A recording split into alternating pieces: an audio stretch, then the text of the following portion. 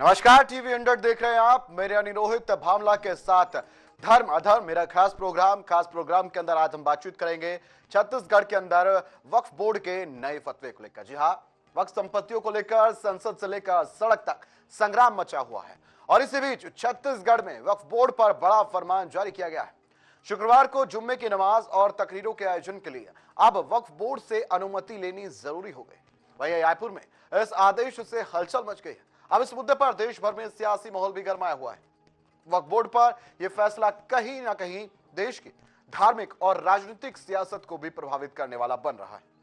वहीं इस मामले पर अध्यक्ष डॉक्टर सलीम राज ने कहा है कि मैं मस्जिदों को राजनीतिक अखाड़ा नहीं बनने दूंगा।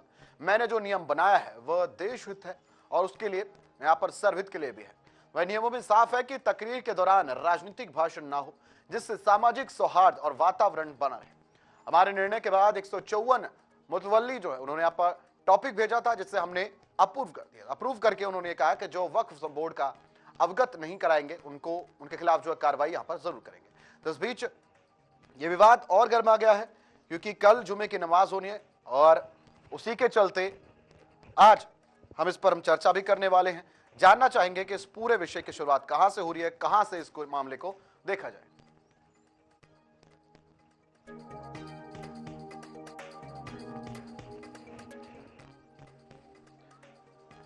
इस बीच वक्फ बोर्ड के इस फैसले को लेकर अब सियासत गर्मा गई है। कुछ लोग इसे राज्य की राजनीति से अलग इसको पार्टियों से जोड़ रहे हैं, तो कुछ लोग इसे धर्म के ऊपर एक बहुत बड़ा डेंट बता रहे हैं। लेकिन इस बीच छत्तीसगढ़ के वक्फ बोर्ड के अध्यक्ष, उनका कहना है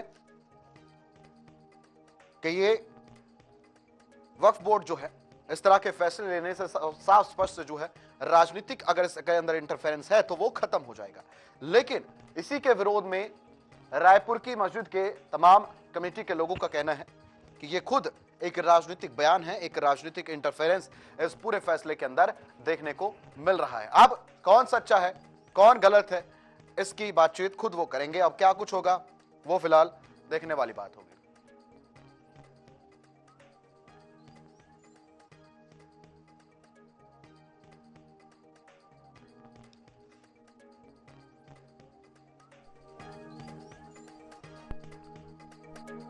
इस बीच आज इस पूरे फैसले को लेकर, उस पूरे विवाद को लेकर हम चर्चा करने वाले हैं।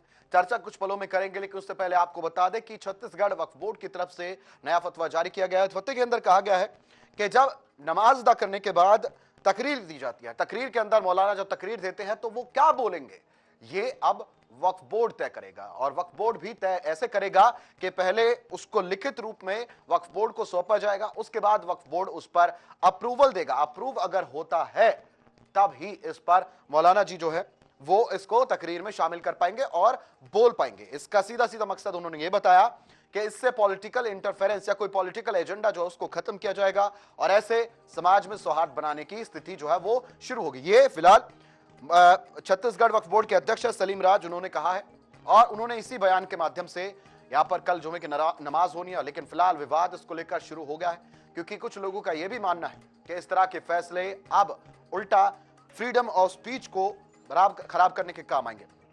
इसी पर आज हम बातचीत करने वाले हैं और बातचीत से पहले यह पूरा विषय इस बीच गंभीर होता हुआ जा रहा है।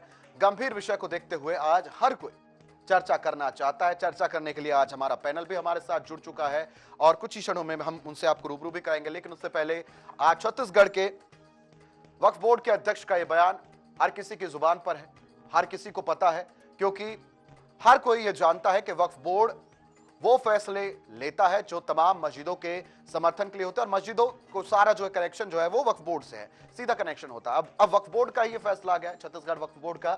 लेकिन किस तरह से यह सेंट्रलाइज्ड फैसला है, क्या ये राज्य सरकार, ये राज्य वक्फ बोर्ड का फैसला है, इसको लेकर भी विवाद अलग अलग देखने को मिल रहा है। हम चर्चा करने वाले हैं। लेकिन सवाल यह भी उठते हैं कि इस पूरे विषय को लेकर AIMIM के चीफ असदुद्दीन ओवैसी ने भी खूब सोशल मीडिया पर हंगामा किया इसको लेकर। उन्होंने कहा कि इस तरह की बातचीत करना वक्फ बोर्ड के अधीन नहीं है, वक्फ बोर्ड इसका जिम्मेदार नहीं है और यह पूरा विवाद अब शुरू हो गया। और चलिए आज के इस खास डिबेट की, खास चर्चा की हम शुरुआत करते हैं चर्चा करने के लिए इस बीच मेरे पैनल पर मेरे तमाम अतिथिगण मेरे साथ जुड़ चुके हैं चर्चा करने के लिए। सबसे पहले मेरे साथ मोहम्मद रिजवान तुर्क साहब जुड़ चुके हैं, मुस्लिम स्कॉलर है। बहुत बहुत स्वागत है सर टीवी100 पर आपका। मुफ्ती वजाहत कश्मीर साहब जुड़ चुके हैं, मुस्लिम धर्मगुरु है, उनका बहुत बहुत स्वागत है टीवी100 पर। विष्णु विनोदम महाराज जी हमारे साथ जुड़ चुके हैं, हिंदू धर्मगुरु, बहुत बहुत स्वागत है सर टीवी100 पर आपका। मेरे पूरे पैनल का मैं स्वागत करता हूं और आज के इस खास डिबेट की शुरुआत करूंगा। सवाल सबसे पहला मोहम्मद रिजवान तुर्क साहब आपसे रहेगा। रिजवान साहब, एक बड़ी अचंभे की बात यह है कि छत्तीसगढ़ वक्फ बोर्ड ने फैसला लिया। उनका कहना है कि नमाज के बाद जो तहरीर दी जाती है उसका अब सीधा सीधा फैसला कौन करेगा? वक्फ बोर्ड करेगा। वक्फ बोर्ड एग्री होगा, अप्रूव करेगा उसको, तो ही अब मौलाना जी जो है वो तकरीर में वो चीजें बोल पाएंगे। क्या लगता है कि ये फैसला अचानक से जिस तरह से आया है, क्या इस फैसले की जरूरत ऐसी आन पड़ी कि इस फैसले को लेना पड़ा, और इससे आप सहमत है कि नहीं? रिजवी साहब। देखिए रोहित जी, पहले तो मैं आप सबका धन्यवाद करता हूं कि आपने मुझे बुलाया जी। और ये वक्फ बोर्ड का फैसला गलत है, ये नहीं होना चाहिए, क्योंकि मस्जिद में जो मुफ्ती और इमाम होते हैं जो नमाज पढ़ाते हैं, ये उन्हीं के ऊपर डिपेंड करता है कि वो क्या तकरीर करेंगे। और तकरीर वहाँ पे कुछ नहीं मतलब कोई गलत तकरीर नहीं होती है। वहाँ पे सिर्फ ये बताया जाता है कि कुरान के हवाले से कि आपको नमाज अदा करनी चाहिए, आप जो है पड़ोसी का ध्यान रखना है, अगर कोई पड़ोसी परेशान है उसको उसकी परेशानी दूर करो। जब हम एक दूसरे से भाईचारा रखेंगे, तब अगर ये चीजें बंद कर दी, वक्फ बोर्ड बंद करना चाहता है, तो ये वक्फ बोर्ड की नहीं चलेगी, क्योंकि वक्फ बोर्ड जो है अपनी मर्जी नहीं थोप सकता। या तो वक्फ बोर्ड जो है छत्तीसगढ़ सरकार के दबाव मान रहा है, मस्जिद का फैसला वक्फ बोर्ड नहीं करेगा। जी रिजवान साहब, चलिए अब आगे बढ़ते हैं। इस बीच विष्णु विनोदम महाराज जी हमारे साथ जुड़े, उनका भी यहाँ पर रुख करना चाहेंगे। विष्णु विनोदम महाराज जी, आपने देखा छत्तीसगढ़ वक्फ बोर्ड का बड़ा फैसला आया है। उनका कहना है कि मौलाना जी जो तकरीर देंगे उसको वो लिखित रूप में पहले वक्फ बोर्ड को देंगे, फिर वक्फ बोर्ड एग्री करेगा, अप्रूव करेगा, तो मौलाना जी जो है अपनी तकरीर जो है वो कर पाएंगे। क्या लगता है कि इस तरह के फैसले जनहित में होते हैं? लोगों के कहें कि स्पीच, फ्रीडम ऑफ स्पीच पर किस तरह से इसका प्रभाव पड़ेगा, और क्या वक्फ बोर्ड अब हर किसी के फैसले पर सुनवाई करेगा? क्या वक्फ बोर्ड ही अब इस बीच सारा कुछ तय करेगा, किसको क्या बोलना है, किसको क्या करना है? देखिए, ये जरूरी नहीं है कि हर किसी को बोलना पड़ेगा। फ्रीडम ऑफ स्पीच का मतलब होता है कुछ एक ऐसे लोग होते हैं या धर्मगुरु होते हैं या सेलिब्रिटीज होते हैं जिनके पास कुछ नॉलेज होती है, उनके पास फ्रीडम ऑफ स्पीच होती है। हर कोई अगर बोलने लगे, जैसे कि अभी सोशल मीडिया पे देख रहे हैं, सबको अपने अपने बोलने का अधिकार है, तो देखिए कितना नग्नता भी सामने आ रही है, समाज में कितना गंदा मैसेज भी जा रहा है। इसके फायदे भी हैं और नुकसान भी है।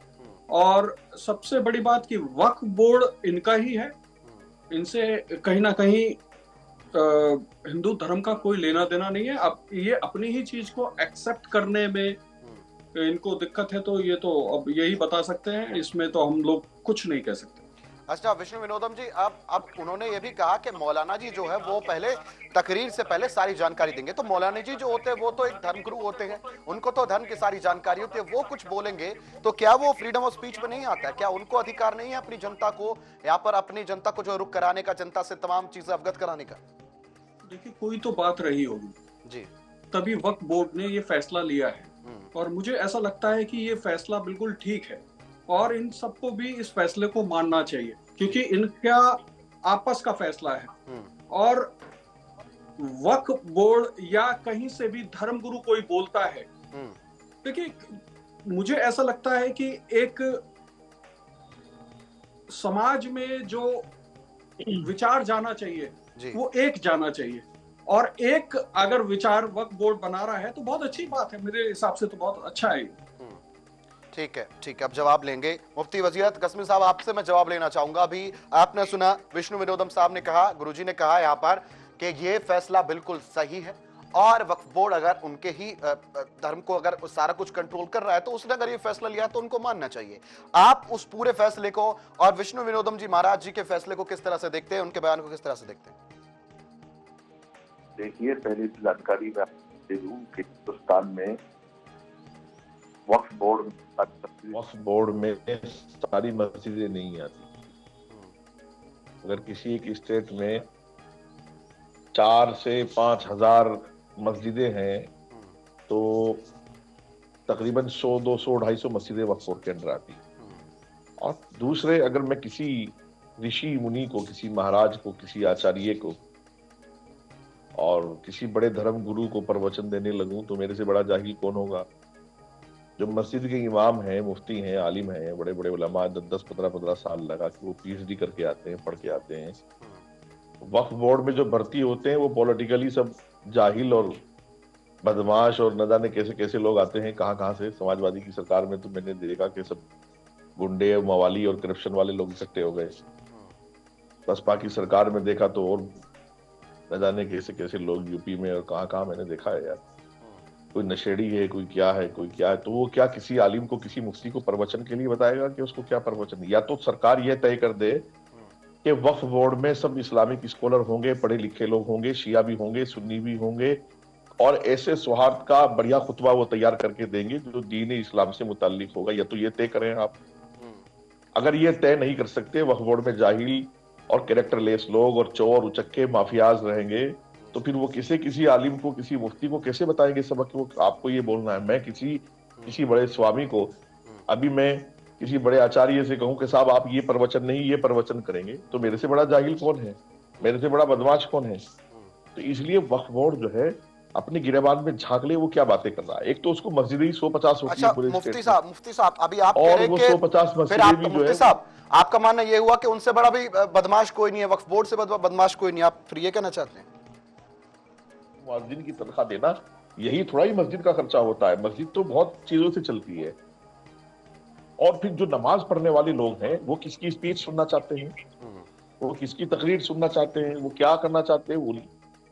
और इमाम लोग, कोई इस देश में सभी इमाम हेड स्पीच नहीं कर रहे हैं भाई। जो हेड स्पीच कर रहे हैं उनके खिलाफ कार्रवाई की जाए। जमात इस्लामी कर रही है और मौलाना तौकीर रजा कर रहे हैं और मुस्लिम पर्सनल लॉ बोर्ड के कई प्रवक्ता कर रहे हैं, मदनी अरशद मदनी खुलेआम कर रहे हैं। इनके खिलाफ कार्रवाई हो, बाकी सब मौलाना तो खुद ही सेट हो जाएंगे। लेकिन ये कहाँ का एजेंडा है कि वक्फ बोर्ड जो लिख के देगा वो इमाम बोलेंगे, वही खुतबा होगा। ये कोई सऊदी या कतर या बहरीन की सरकार थोड़ा ये तो सेकुलर मुल्क है। और किसी पढ़े लिखे आदमी को अनपढ़ आदमी कैसे पढ़ा सकता है, मुझे कोई बताएगा? यहाँ पैनलिस्ट कोई नहीं बताएगा। तो इसलिए कोई सर पैर वाली बात की जाए। और किसी स्टेट का वक्फ बोर्ड चेयरमैन अगर कोई बात कह रहा है तो ये सरकार नहीं कह रही है। ना सरकार का इस तरह का एजेंडा है और ना बीजेपी को या बीजेपी की किसी स्टेट की या सेंट्रल की सरकार को इन चीजों से बचना। अच्छा विष्णु विनोद महाराज जी, अभी आपने सुना मुफ्ती साहब का क्या कुछ कह रहा था। वो उनका कहना है कि अगर कोई हिंदू धर्म गुरु कुछ कहता और मैं उसके बीच जाकर कहूं कि आपको क्या बोलना है, क्या लिखना है, क्या बताना है, ये मैं डिसाइड करूंगा, तो मुझसे बड़ा बदमाश कोई नहीं है। ये पूरा जो उन्होंने अपना तर्क रखा, क्या आप इस पर क्या कहना चाहिए? देखिए, ये इनके धर्म का मामला है, इनको बैठ करके आपस में सुलझाना चाहिए। इससे हमारे धर्म का कोई लेना देना नहीं है। हाँ, ये जरूर है कि इनको अगर कोई दिक्कत है वक्फ बोर्ड से तो इनको खुल करके वक्फ बोर्ड के खिलाफ बोलना चाहिए। तो बोल रहे हैं हम लोग, हम तो आचार्य जी हम बोल रहे हैं और तो पूरा देश देख रहा है, पूरा देश देख रहा है मुझे डेली में नेशनल मीडिया पर वक्फ बोर्ड के लिए जो कह रहा हूँ। और मैंने अभी भी कहा है वो करप्शन है करने वाले और माफिया लैंड लोग वहां बैठे हुए हैं, तो कैसे कोई मौलवी उनकी बात में। सरकार से आप गुहार लगाइए, सरकार इस पे कहीं ना कहीं दखलंदाजी दे और आपके लिए कहीं ना कहीं एक सही रास्ता निकाल के दे। अच्छा ठीक है।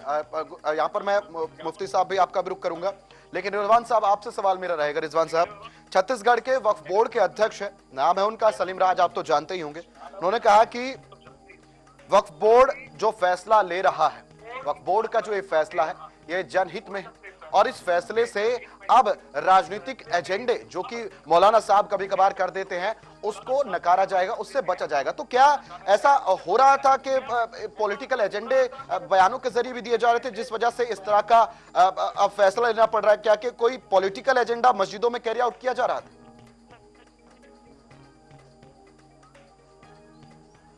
बोर्ड के जो चेयरमैन हैं इनके दबाव में अगर कोई मौलवी कह दे कि कोई मौलाना कह दे तो कह दे, लेकिन मस्जिद में कोई राजनीतिक बात नहीं होती है, ना ही कोई दुनियावी बात होती है। सिर्फ दीन की बात होती है, इस्लाम की बात होती है, इसके अलावा कोई बात नहीं होती। दुनिया की बात ये होती है कि हम आपस में भाईचारा रखें, हम पड़ोसी का ख्याल रखें, हम किसी गरीब की मदद करें, जो हमारा इस्लाम बताता है, जो हमारे कुरान और हदीस का वो है, उसी को मौलाना लोग बताते हैं। इसके अलावा कोई भी दुनिया की किसी की लेन देन की या किसी राजनीति की बात मस्जिद के अंदर होती ही नहीं है और ना ही होगी, क्योंकि इस्लाम हमारा नहीं बताता कि राजनीति की बात मस्जिद के अंदर करो। मस्जिद इबादत की जगह है, वहाँ पे इबादत ही की जाएगी। अच्छा रिजवान साहब, इबादत की जगह को पॉलिटिकल अड्डा नहीं बनना चाहिए ना? बिल्कुल है ही नहीं पॉलिटिक्स अड्डा, राजनीतिक अड्डा नहीं है वो। ये तो जो लोग वक्फ बोर्ड में अब बन जाते हैं, ये राजनीतिक लोग होते हैं और राजनीति ये अपने आप को चमकाने के लिए ये मस्जिद को, मंदिर को मुद्दा बनाते हैं। अच्छा रिजवी साहब, AIMIM के चीफ है असदुद्दीन ओवैसी साहब, आप सब जानते ही हैं, उन्होंने सोशल मीडिया पर इस पूरे मामले को लेकर खूब हंगामा काटा। सोशल मीडिया पर उन्होंने खूब बयानबाजी की और बयानबाजी भी मैं आपको बताऊं उन्होंने क्या कुछ कहा। तो असदुद्दीन ओवैसी साहब ने कहा कि छत्तीसगढ़ की भाजपा सरकार का वक्फ बोर्ड चाहता है कि जुम्मा के जो खुतबा है उसे देने से पहले खतीब अपने जो है खुतबे की जांच वक्फ बोर्ड से करवाए और बोर्ड की इजाजत के बिना खुतबा ना दे।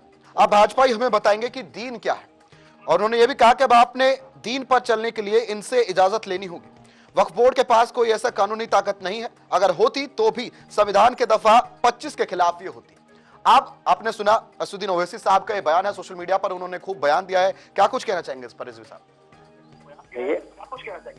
असदुद्दीन वो उनका अपना बयान, और जो खुतबे में पढ़ा जाता है, जो खुतबा किया जाता है, उसमें सिर्फ कुरान शरीफ पढ़ा जाता है, उसके अलावा कुछ नहीं होता। कुरान के अलावा जब कुरान अगर पढ़ना है तो कुरान तो हम पढ़ते हैं, जब कुरान पाक हम पढ़ते हैं, कुरान ही पाक से खुतबा है, तो उसमें वक्फ बोर्ड क्यों, क्या वक्फ बोर्ड से इजाजत लेनी पड़ेगी कुरान पढ़ने के लिए?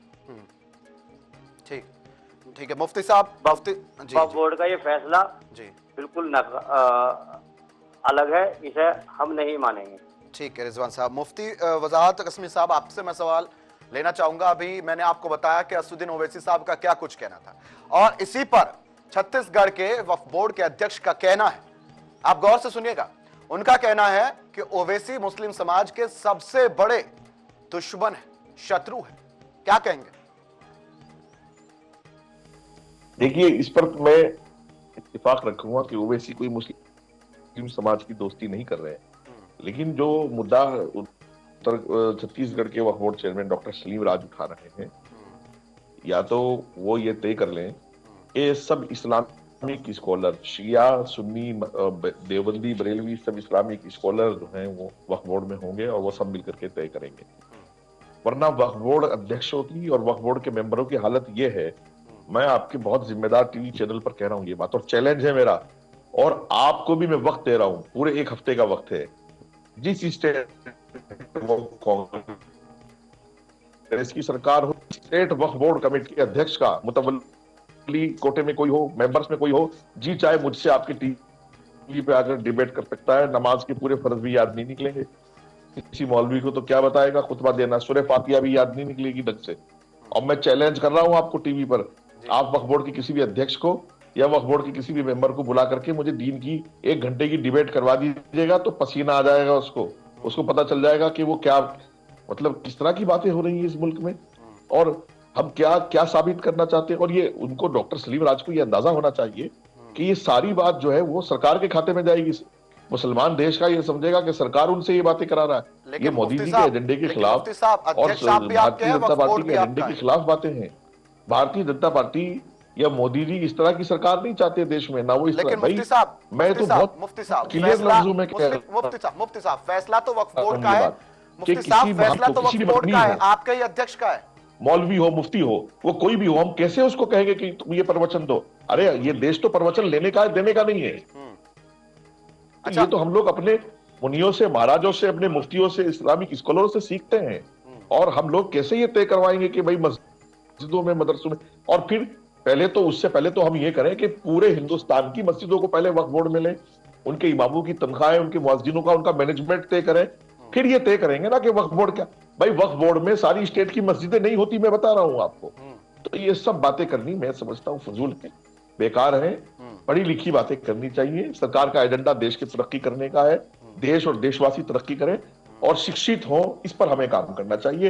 वक्फ बोर्ड का काम मेरे भाई ये है कि वो विधवाओं का ख्याल रखे, बेवाओं का ख्याल रखे, शिक्षा के लिए इंतजाम करे और जो लैंड माफियाज ने करप्शन करके जमीनें कब्जाई हैं उनको छुटवाए और जितनी चैरिटी हो सकती है वो करे। ये वक्फ बोर्ड का काम है, ये वक्फ बोर्ड का काम नहीं कि वो प्रवचन भी दिलवाए। मुफ्ती साहब, ये सब बकवास बंद करनी चाहिए। साहब, छत्तीसगढ़ के वक्फ बोर्ड के अध्यक्ष सलीम राज को यह बयान देने के बाद पाकिस्तान से जान से मारने की धमकी मिली है और ये कहा गया है कि गर्दन से 6 इंच नीचे काट देंगे।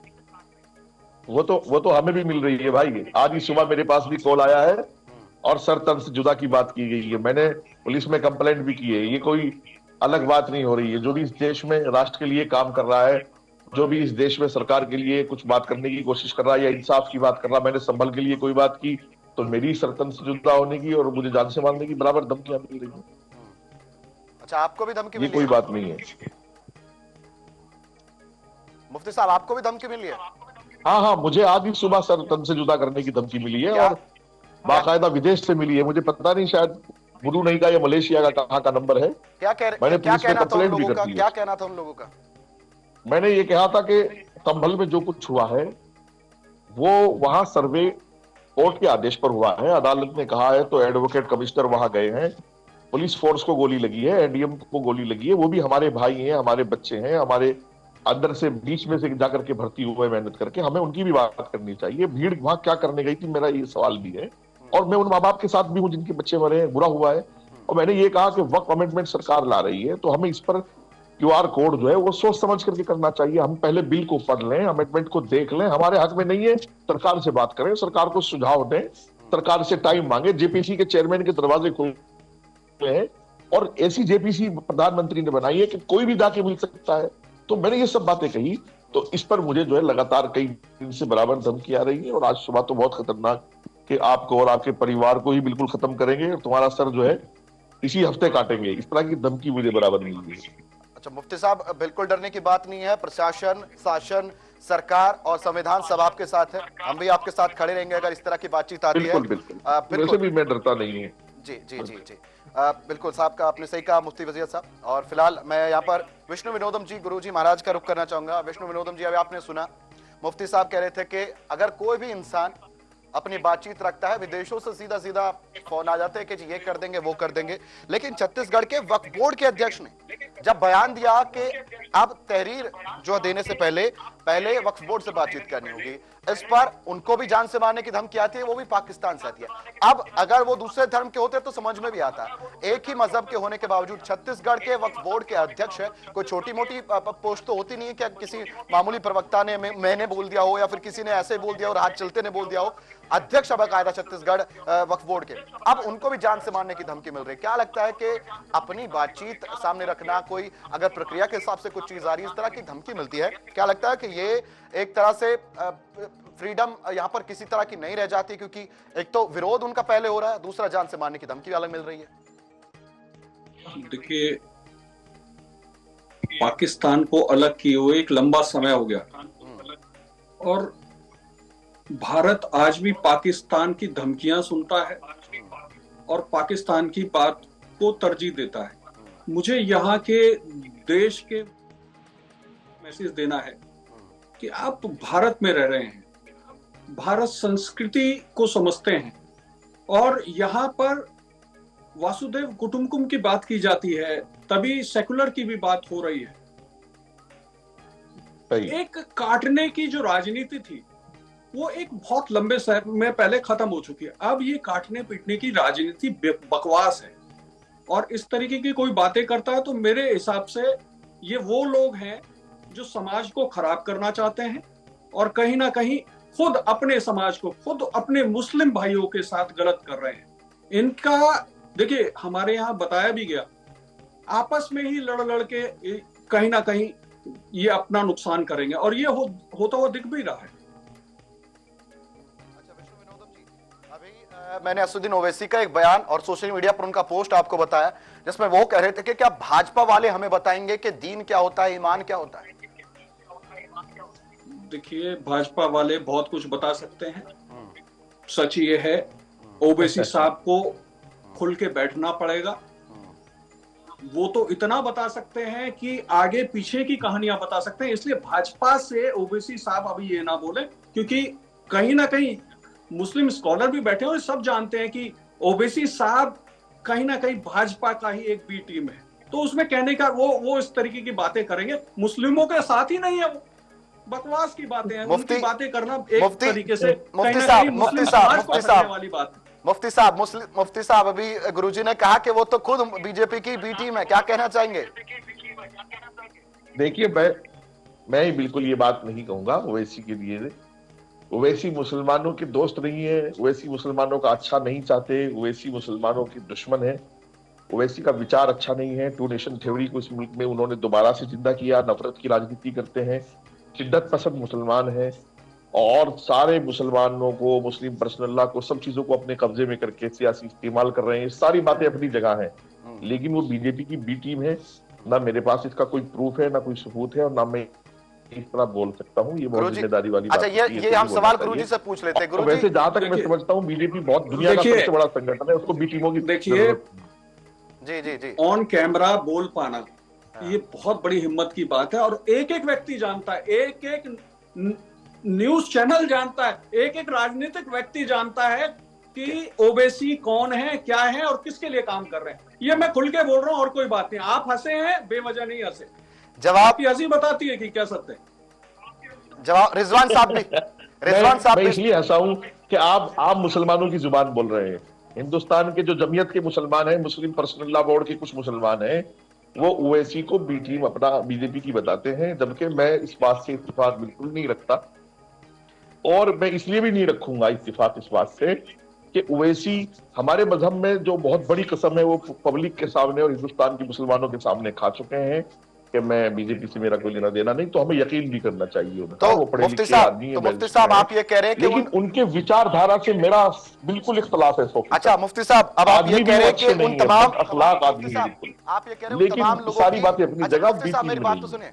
मुफ्ती साहब आप ये कह रहे हैं कि उन तमाम लोगों की बी टीम गुरुजी है? नहीं। एक तरफ तो आप कहते हुए नजर आए बी टीम से मैं इत्तेफाक नहीं करूंगा, बिल्कुल नहीं करूंगा। ठीक है मोहम्मद रिजवान तुर्क साहब, आप मेरे पास कोई प्रूफ भी नहीं है ना बोलने की इस बात। ठीक है मोहम्मद रिजवान तुर्क साहब, आप भी कुछ कहते हुए नजर आए इस पर। महाराज जी की बात से सहमत हूँ, और महाराज जी ने बहुत अच्छी बात कही है ये ओवैसी साहब के लिए। अगर ओवैसी साहब बी टीम ना होते तो पूरे हिंदुस्तान की में चुनाव लड़ने के लिए नहीं जाते। उनसे अपने हैदराबाद में 4 सीट नहीं निकलती, 5 सीट नहीं निकलती, और पूरे हिंदुस्तान में जहां मुस्लिम वोटर है वहां जाकर चुनाव लड़ लेते हैं। तो बीजेपी के लिए काम करते हैं ये। मुफ्ती साहब अब मुफ्ती साहब कुछ कहेंगे इस पर। और ये भड़काऊ भाषण बहुत जल्दी दे देते हैं। जो नौजवान तबका है, मुफ्ती साहब हंस रहे, खूब जमकर हंस रहे। रिजवान साहब, जो नौजवान तबका है, कम पढ़ा लिखा है, वो इनकी बातों में आ जाता है। जहनी तौर से गुलाम है अखिलेश का, मुलायम सिंह का, कांग्रेस का, लालू का, शरद पवार का, और आजकल तो उद्धव ठाकरे का भी है। तो मुसलमान की ये तंग जहनी रही है हमेशा कि वो मुस्लिम लीडरशिप को एक्सेप्ट नहीं करता, और बीजेपी से फिर कहता है कि तुम नफरत की राजनीति करते हो, जबकि मुसलमान से ज्यादा नफरत की राजनीति कौन कर सकता है? मुसलमान जिस तरह ओवैसी को कह रहा है बी टीम, क्या अल्लाह ताला पर ईमान रखने वाला आदमी और इनके पास कोई प्रूफ ना हो, वो इस बात को कैसे साबित करेंगे अल्लाह के यहाँ क़यामत के दिन? रिजवान साहब जवाब देंगे इस पर। रिजवान साहब बोलिए। मुफ्ती मैं ये कहना चाहता हूँ, अगर वो नफरत की राजनीति ओवैसी साहब नहीं करते हैं। नहीं, वो करते हैं, वो तो करते हैं ना, मैं उससे इनकार नहीं कर रहा हूँ, तो लेकिन वो बी टीम का हिस्सा नहीं है। अगर मैं ये कहता हूँ कि मैं अगर सही हूँ तो मैं नफरती राजनीति नहीं करूंगा, और अगर कोई इतना बड़ा इमाम बनता है तो वो राजनीति से दूर रहे। रिजवान साहब कोई पर्सनल आपकी कुछ? नहीं, मैं आपको बताऊं, मैं आपको बताऊं ना मेरी उनसे कोई पर्सनल है, ना मैं उनसे कोई ताल्लुक रखता हूं। सियासत करते हैं, उनके फादर इसी तरह की सियासत करते थे, दोनों भाई इसी तरह की सियासत करते हैं, और हैदराबाद में वो कामयाब भी है। तो लेकिन बीजेपी की बी टीम मैं इसलिए नहीं कहूंगा कि मेरे पास कहने के लिए कोई प्रूफ होना चाहिए, किसी बात को बेसबूत कोई बात नहीं करनी चाहिए, बेवकत बात होती है। तो मुफ्ती साहब और रिजवान साहब, मुफ्ती साहब इस बात का मैं वो करता हूँ कि अगर बी टीम ना होते तो जेल होते, जितने जितने भड़काऊ भाषण उन्होंने दिए हैं। दूसरी बात, जब आजम खान जेल जा सकते हैं, एक पीस पार्टी के राष्ट्रीय अध्यक्ष है उत्तर प्रदेश के, उन्होंने कुछ ऐसी बयान नहीं दिया था लेकिन वो जेल गए। ओवैसी साहब क्यों बाहर रहते हैं जेल से, या अकबरुद्दीन ओवैसी साहब क्यों बाहर रहते हैं जेल से? देखिए वो बैरिस्टर हैं, कानूनदा हैं, कानून के अच्छे जानकार हैं, बहुत सोच समझ करके बोलते हैं। किन धाराओं में कहा कितना मुकदमा उनके ऊपर हो सकता है, दोनों भाइयों के, वो बाहर से पढ़ पढ़ा के आए हैं, उनके बाप भी बैरिस्टर थे।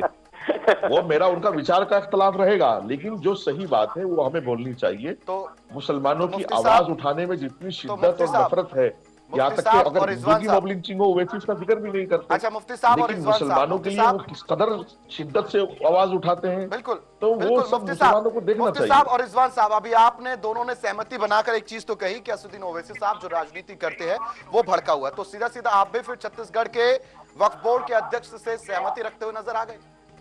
नहीं, वक्फ बोर्ड से कोई सहमति नहीं है। वक्फ बोर्ड इस बात में सहमति है, लेकिन मौलवी उनसे पूछकर खुतबा देंगे, डॉक्टर सलीम राज से मुझे ये सहमति नहीं हो सकती। ये सहमति नहीं हो सकती। नहीं, वही बात तो वो कह रहे हैं कि असदुद्दीन ओवैसी साहब मुस्लिमों के बड़े दुश्मन है। आप भी वही कह रहे हैं। दुश्मन नहीं, राजनीति अलग। मैं भी कह रहा हूँ, लेकिन मैं किसी बड़े आलिम को, अपने से बड़े किसी मुफ्ती को मैं कैसे पाबंद करूंगा कि वो मुझसे पूछ के बोले? मैंने तो आपको चैलेंज दिया है कि हिंदुस्तान में किसी एक वक्फ बोर्ड का अध्यक्ष या मेंबर अगर उससे 1 घंटा सिर्फ दीन पर डिबेट कर सकता है तो आपके चैनल पर आ जाए भाई, मैं फ्री हूँ 24 घंटे आपके लिए। वो आकर के बात करे तो मैं बताऊंगा वो कितना इस्लामिक आदमी है। मैं आपका ये मैसेज भी साहब, हाँ मुफ्ती साहब मैं आपको मैसेज भी पहुंचाऊंगा। चलिए विष्णु विनोदम जी, अभी आपने एक लहर छेड़ी और वो लहर इतनी बड़ी हो गई कि उस पर जुमले शुरू हो गए, मुहावरे शुरू हो गए। लेकिन विष्णु जी, अब मैं आपसे जानना चाहूंगा, असदुद्दीन ओवैसी साहब ने सोशल मीडिया पर इस पूरे विवाद को लेकर खूब कह के गुस्सा दिखाया और सारी चीजें उछाली, लेकिन मैं तो ये कहता हूं कि मामला खुद वक्फ बोर्ड का है। छत्तीसगढ़ के वक्फ बोर्ड के अध्यक्ष इसके फेवर में हैं, और जब वक्फ बोर्ड फेवर में है तो इससे बड़ा प्रमाण और क्या चाहिए? जवाब देंगे गुरुजी? देखिए, सबसे बड़ी जो मुसीबत इनके पास आन पड़ी है, मुस्लिम समाज के पास, इनका कोई भी एक नेता नहीं है। सबसे बड़ी बात, इनको लीड जो कर रहे हैं, जो अपने आप को उठा करके लेके आ रहे हैं ऊपर, वो सब लोग कहीं ना कहीं मुस्लिम धर्म के साथ कहीं ना कहीं बहुत बड़ी गद्दारी कर रहे हैं। मुझे ऐसा लगता है कोई भी ऐसा एक चेहरा मुझे आज की समय पे दिखाई नहीं देता जो कहीं ना कहीं इनको लीड कर सके। और ऐसे लीडर सामने बैठकर के भड़काऊ भाषण करते हैं, और कोई भी एक कानून बनता है उस कानून के खिलाफ चलते हैं। देखिए, कानून कहीं ना कहीं जनता के हित के लिए बनाया जाता है। विष्णु विनोदम जी, अभी आपने कहा कि उनका कोई प्रतिनिधित्व नहीं करता, कोई उभरता नहीं है। उभरे तो सही असदुद्दीन ओवैसी साहब, मुफ्ती साहब ने और रिजवान साहब ने खारिज कर दिया। देखिए, मैं वही बता रहा हूँ, मुस्लिम समाज को डुबाने वाला कोई शख्स है तो वो ओवैसी है। ये सब समझ रहे हैं, ऐसा नहीं है। सब राजनीतिक अपने आप को समझते हैं, इंसान को समझते हैं, हवा को समझते हैं। ये ऐसे ही कौम नहीं है कि ये नफरत ही फैलाती है, लेकिन कुछ लोग ऐसे हैं इसमें जो नफरत की ही राजनीति करते हैं। ठीक है, और उनमें से एक नाम ओवैसी है। मुफ्ती साहब क्या कहेंगे? इसमें 2-3 बातें हो गई हैं आपकी। उसमें एक तो ये है कि जो हमारे आचार्य सब कह रहे हैं कि मुस्लिम में क़यादत का बहरान है, बिल्कुल दो राय नहीं है, कोई शक की बात ही नहीं है। मुस्लिम अपने आप को किसी एक क़यादत पर जमा नहीं कर पाया। पहले वो मसलकों की लड़ाई लड़ता रहा, ये जमात इस्लामी है, अहले हदीस है, देवबंदी है, बरेलवी है, शिया है, सुन्नी है, फलाना ढिमाका, बहुत सारी लड़ाई। फिर ये कहीं ना कहीं चलो कॉन्फ्रेंस से कर करके रामलीला मैदान में यहाँ वहाँ एक हुए, तो फिर वो ओवैसी और मदनी एक दूसरे की लड़ाई लड़ती रहे। महमूद मदनी कहते रहे ओवैसी को नेता नहीं बनने दूंगा, ओवैसी कहते रहे महमूद मदनी कुछ नहीं है। चलिए, बहरहाल ये भी हुआ। लेकिन मैं समझता हूं कि ये यहां तक ठीक है, लेकिन कौम को नुकसान पहुंचाना और ऐसा बहका फुसला करके, अब मुस्लिम क़यादत जो है, क्योंकि वो क़यादत कर नहीं पा रही है तो वो इमोशन से खेल रही है। चाहे वो जमीयत हो, वो मुस्लिम पर्सनल लॉ बोर्ड हो, वो ओवैसी हो, वो मुस्लिम कौम के जज्बात से खेल रहे हैं, और जज्बात से खेलने का रिजल्ट है संभल, जज्बात से खेलने का रिजल्ट कानपुर है और बहुत सारी जगहें हैं। वरना तो कोर्ट कचहरी, भाई जब अरशद बदरी बात बात में सुप्रीम कोर्ट जाते हैं, बुलडोजर पर गए, वो इतना लेट क्यों गए? अगर उनको जामा संभल में कुछ मसला है या और ज्ञानवापी में कोई मसला है तो वो सुप्रीम कोर्ट जाके उस मसले को हल कर लें।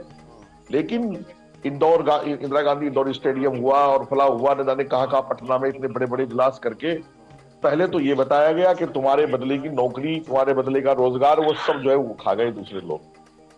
चलिए ये अब नौजवान जो है वो, तौकीर रजा का एक बयान आपने सुना होगा ना कि लावा पक रहा है। अब नौजवान लावा पकाए बैठा हुआ है और मुस्लिम कौम लावा पकाए बैठी है, उसको छेड़ोगे तो फिर वही होना है जो संभल में हुआ। तो अब नफरत की और इमोशन और जज्बात से खेलने की राजनीति तो ओवैसी के साथ साथ मदनी लोग भी कर रहे हैं। सब नहीं है कि ओवैसी अकेले कर रहे हैं।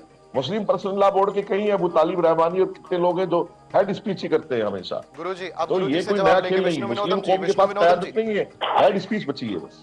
जी जी, विष्णु विनोदम जी, अब आप क्या कुछ कहना चाहेंगे? उन्होंने खुद ये चीज कबूली है कि इस तरह की चीजें होती है, लेकिन एक लावा इकट्ठा होता है, जब चीजें सिर से पार जाती है तो फिर उन्होंने कहा संभल जैसी चीजें सामने आती है। बिल्कुल आएगी, कहीं ना कहीं इनको समझना पड़ेगा, इनके लोगों को सामने आना पड़ेगा।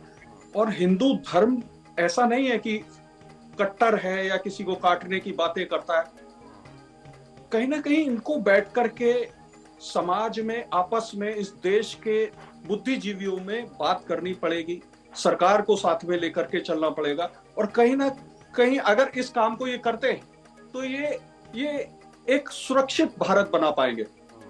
नहीं तो एक इस तरीके की लड़ाई बहुत लंबे समय से चल रही है और आगे बढ़ती हुई दिखाई दे रही है, ये कम होती हुई नहीं दिखाई दे रही।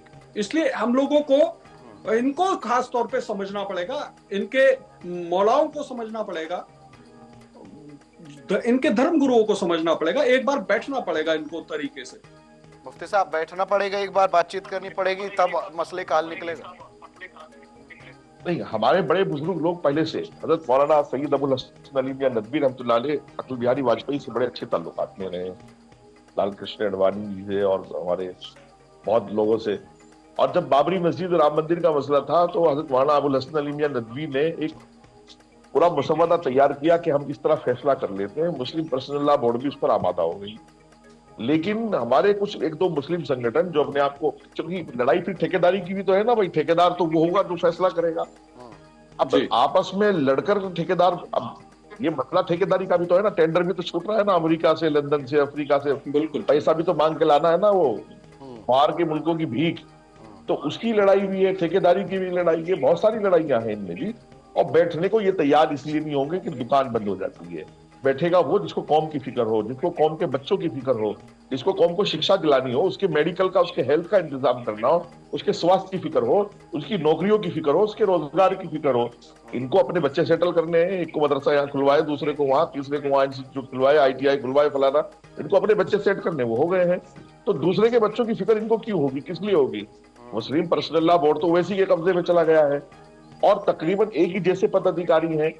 और जमीयत जो है वो दोनों मदनी खानदान के बीच घूम रहा है, एक भतीजा सदर है तो एक चाचा सदर है, एक फूफा जनरल सेक्रेटरी है तो एक मामा, इस तरह का चल रहा है।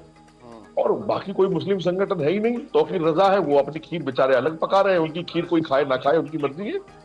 तो मुस्लिम कौम तो रिजवान साहब, आप एग्री करते? रिजवान साहब, आप मुफ्ती साहब खिलवाड़ कर रहे हैं। रिजवान साहब, जी जी बिल्कुल, मैं मुफ्ती साहब की बात से सहमत हूँ और बिल्कुल सही कह रहे हैं। मुस्लिम क़यादत नहीं है, न मुस्लिमों का कोई रहनुमा। लेकिन रिजवान साहब, अभी उन्होंने कहा कि टेंडर लिया जाता है खिचड़ी पकाने का, तो जो ये वक्फ बोर्ड का जो पूरा फैसला है, क्या इसके अंदर भी टेंडर लिया गया है? बिल्कुल, ये भी वही है, ये कोई अलग थोड़ा, ये वक्फ बोर्ड का भी टेंडर किसने लिया इसका? अब ये तो जो वहाँ के चेयरमैन है वो बताएंगे किसको टेंडर दिया है इन्होंने। लेकिन साहब, क्या अकेले चेयरमैन साहब ने फैसला लिया? क्या पूरा वक्फ बोर्ड उसके अंदर शामिल नहीं था, कमेटी शामिल नहीं थी? कमेटी शामिल है, वो कितने लोग उससे सहमत हैं, कितने उससे अलग हैं, अब ये तो उन्होंने जिक्र किया नहीं है कि कितने लोग कमेटी के इसमें साथ हैं हमारे। चलिए, इतने नहीं है। ठीक है रिजवान साहब, समय हो की सकता है कि वो चेयरमैन उनका डॉक्टर साहब का अकेलों का फैसला हो। चलिए, समय की कमी है रिजवान साहब, आखिरी कमेंट में आपसे लेना चाहूंगा। रिजवान साहब, पूरे फैसले को लेकर, कल जुम्मे की नमाज भी है, पूरे फैसले को लेकर क्या कुछ प्रतिक्रिया रहेगी? चंद शब्दों में इसको खत्म करेंगे। नमाज होगी, खुतबा होगा इंशाल्लाह, और इसमें ऐसा कोई वो नहीं होने का है। ठीक, ये तो वहाँ के इमाम साहब जाने, जो मस्जिदों के इमाम है वो उस पर अपना वो करेंगे। ठीक है। विष्णु विनोदम जी, आप क्या कुछ कहना चाहेंगे लास्ट कमेंट के अब पूरे फैसले पर? मुस्लिम धर्मगुरु अभी आपने सुना, मुस्लिम स्कॉलर को आपने सुना, आप क्या कुछ कहना चाहेंगे? आखिरी कमेंट लेंगे पूरे विषय में। देखिए, पूरा मसला देखने के बाद और जो इस वक्त भारत में चल रहा है उसको देखने के बाद यही लगता है कि हिंदू मुसलमान की कोई लड़ाई नहीं है। इस वक्त मुसलमान ही मुसलमान से लड़ रहा है और इनको आपस में समझना पड़ेगा, इनकी लड़ाई को इनको ही निपटाना पड़ेगा। ठीक है विष्णु जी। यहाँ पर मुफ्ती साहब, अब आप क्या कुछ कहना चाहेंगे? आखिरी कमेंट चंद शब्दों में इसको खत्म करेंगे। मेरा कमेंट ये है कि हिंदुस्तान के जितने इमाम हैं, मौलवी हैं, खतीब हैं, मुफ्ती हैं, वो हेड स्पीच से तो दूर रहे थोड़ा, लेकिन वक्फ बोर्ड की अभी इतनी हैसियत नहीं है कि किसी मौलवी और मुफ्ती को ये बता सके तुझे ये तकरीर करनी है और ये खुतबा करना है। वक्फ बोर्ड की इतनी औकात अभी नहीं है किसी भी स्टेट के वक्फ बोर्ड की। मौलवी हमेशा से क़यामत की सुबह तक जो है तकरीर के लिए, खुतबे के लिए, नमाज के लिए आजाद है। जो जिसके तरीके से काम कर रहा है वो करेगा। जी चलिए, तमाम जानकारी के लिए मोहम्मद रिजवान तुर्क साहब, मुफ्ती वजीयत कस्मी साहब और विष्णु विनोदम महाराज, आपका बहुत बहुत शुक्रिया, आप हमारे साथ जुड़े, आपने अपना कीमती समय हमें दिया। बहुत बहुत शुक्रिया सर, बहुत बहुत शुक्रिया साहब। तो फिलहाल आज इस पूरे विषय को लेकर हमने चर्चा की, बताया कि वक्फ बोर्ड के इस पूरे फैसले से कितने नाखुश इस वक्त तमाम लोग हैं, तमाम समुदाय की बातचीत हमने की। हिंदू गुरु से भी हमने पूरा मामला जाना और मुस्लिम धर्म गुरु से भी हमने इसका मामला जाना। लेकिन अब देखने वाली बात होगी कल जुम्मे की नमाज का क्या कुछ होता है, वक्फ बोर्ड के इस फैसले को किस तरह से एक्सेप्ट किया जाता है। फिलहाल धर्म के आज इस खास कार्यक्रम में इतना ही। कल फिर लौटेंगे इसी वक्त एक और नए मुद्दे के साथ, एक और नई चर्चा के साथ। तब तक आप बने रहिए हमारे साथ, देखते रहे TV 100।